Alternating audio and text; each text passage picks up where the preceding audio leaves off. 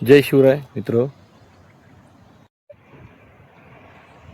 बाहेरील देशातनं येणाऱ्या इन्व्हेस्टरला ह्या खारेपाट विभागामध्ये आणायचं, तिसऱ्या मुंबईच्या नावाने येथील जमीन बलकावायची आणि इथला शेतकरी भूमिपुत्र सुशिक्षित बेरोजगारच ठेवायचा, शेतकऱ्याला शेतीहीन करायचं.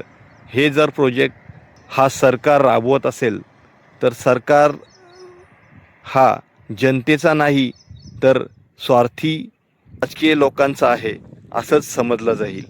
मुख्यमंत्री साहेब, माझी आपणास हात जोडून विनंती आहे की येथील शेतकरी आणि येथील पारंपरिक शेती उत्पादन वाढवण्याकडे लक्ष द्यावं आणि येथील शेतकऱ्याला मुबलक पाणी व इतर शासकीय योजनांचा लाभ देऊन ही शेती उगजाव कशी करता येईल त्याकडे जर लक्ष दिलं तर निश्चित आपल्या राज्याचं प्रगतीकडे पाऊल वालेल. हे आपण पाहू शकताय. रायगड जिल्हा म्हटलं म्हणजे भाताचा कोठार आणि खारेपाट विभाग म्हटलं की शेती हा व्यवसाय, पारंपरिक शेती व्यवसाय आणि उत्पन्नाचं साधन भात शेती. आज शेतीचं मशागतीचं काम चालू आहे. शेतामध्ये राबणारा शेतकरी राजा उन्हात पावसाच्या अभावी वर्षातना एकदाच भात शेती हा पिकला घेतला जातो ह्या विभागामध्ये. आणि आज तुम्ही पाहू शकताय, नजर लागत नाही तेवढी जमीन ह्या एरियामध्ये. मुंबई ग्रोथ सेंटर येत आहे, पूर्ण भात शेती.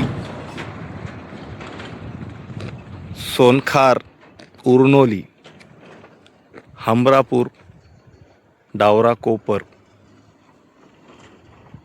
ही गावं आहेत. हा एरिया आहे इकडचा.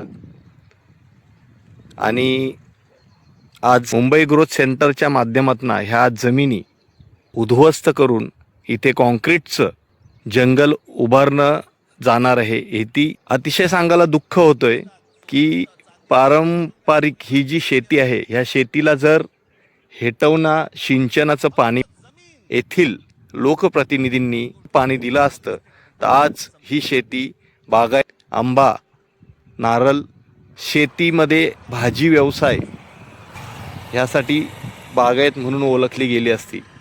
परंतु येथील शेतकरी आमच्या नजरेसमोर असलेल्या धरणाचं हेटवणं जलसिंचन म्हणून सातबाऱ्याला स्टॅम आहे, परंतु आम्हाला त्या धरणाचं पाणी मागील 40 वर्षामध्ये आजही दिलं गेलं नाही.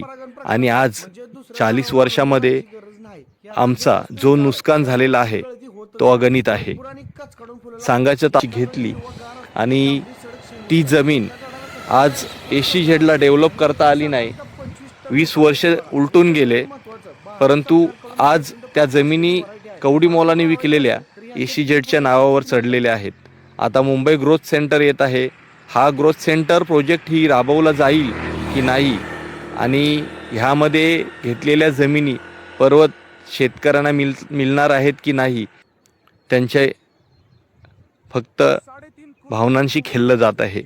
आज आपल्याला हेच दाखवायचं आहे की शासनाने जर ह्या शेतीला पाणी पुरवलं असतं तर आज ही शेती सुजलम सुफलम अशी दिसली असती आणि ह्या शेतीमध्ये 12ही महिने वेगवेगळे पीक. इथे या जमिनीमध्ये कॉन्क्रीटचं जंगल उभं केल्यानंतर आला असता तरीही शेतकऱ्याला आपल्या शेतीतना बरंचसं उत्पन्न निर्माण करता आलं असतं. परंतु शासनाने ह्या जमिनी लक्ष नाही आहे की ही शेती उत्पन्न देणारी ही शेती जपली जाईल का, सांगायचं होतं.